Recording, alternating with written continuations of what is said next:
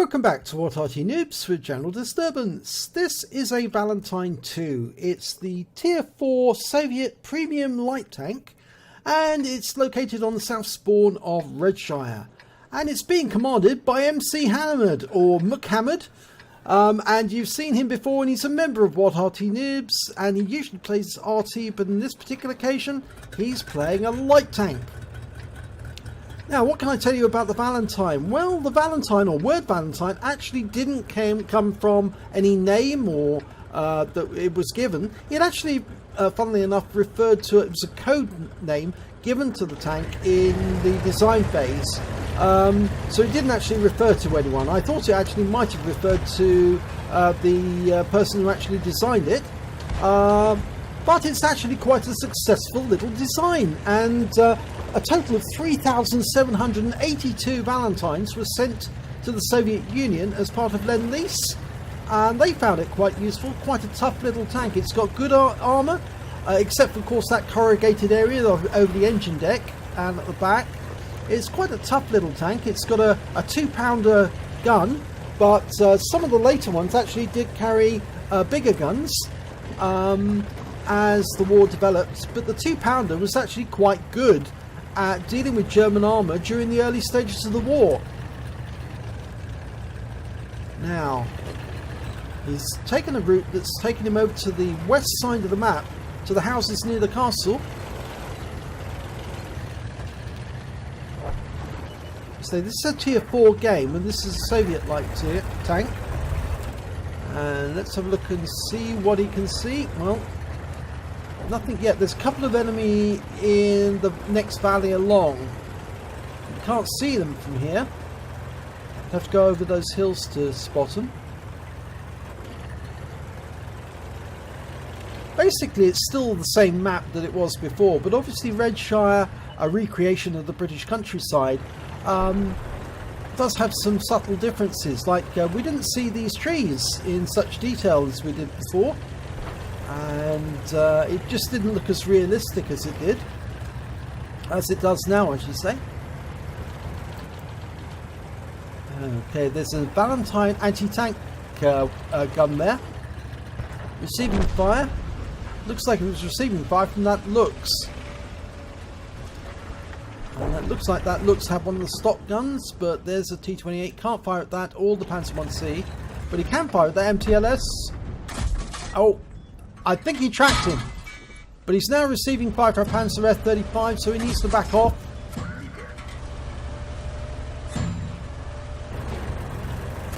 Yep, the rounds are bouncing off. He's doing a good job of blocking them.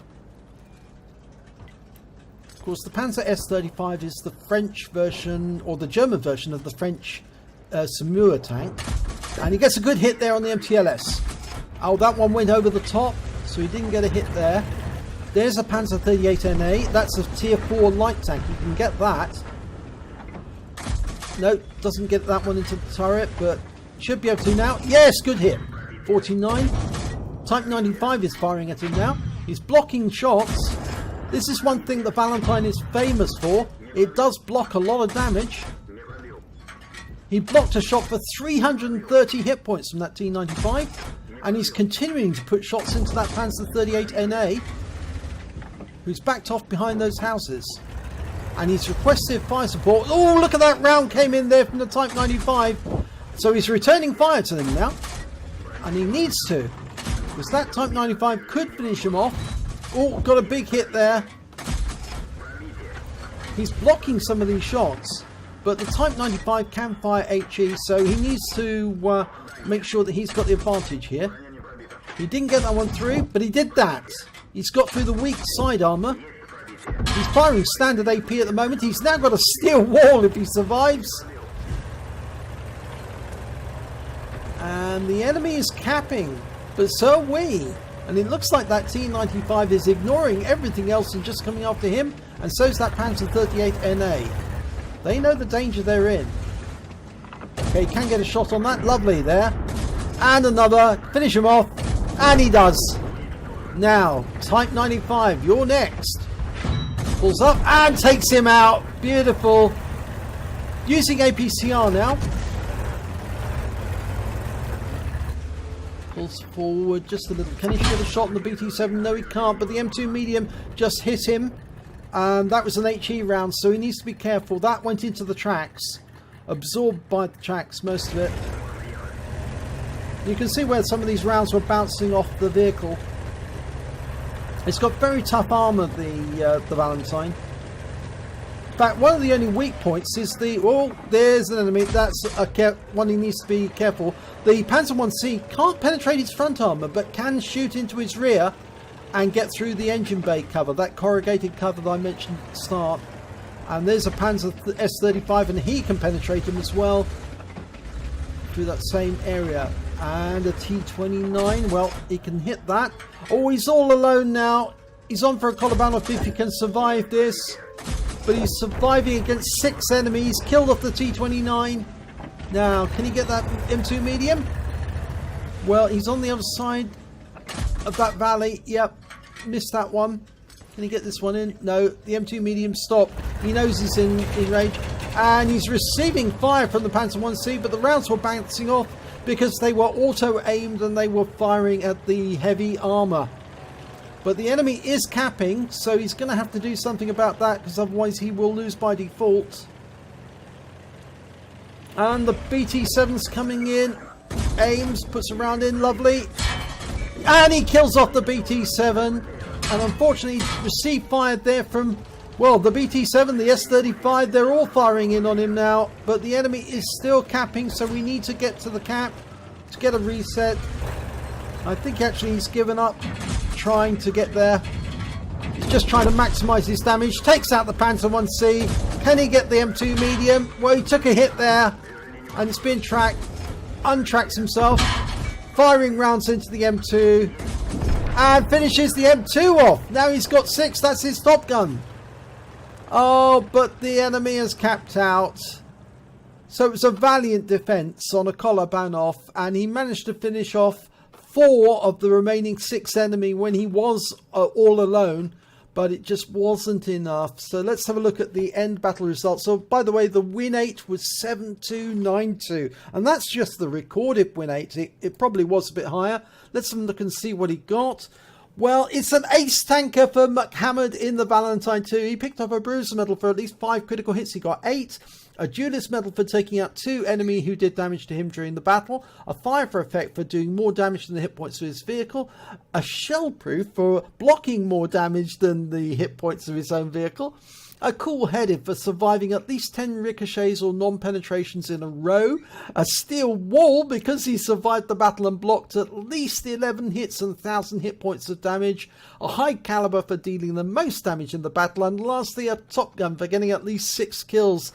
And this was such a pity that he was left all alone and in a position where it was very difficult for him to get back to his own cap to get a reset.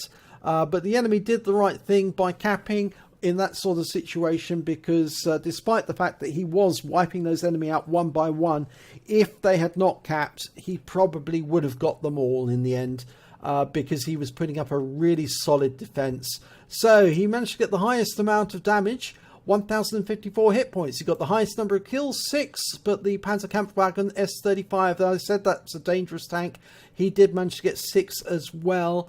And he managed to get a base XP of 671, which was only beaten by the Panzer 1C and the Panzerkampfwagen's S35. So he did a really good job, but it just wasn't enough in the end. He fired 42 rounds, got 35 direct hits, 25 penetrations, did damage of 1,054 hit points. He received 66 hits during that battle. Most of those were from the Panzer 1C.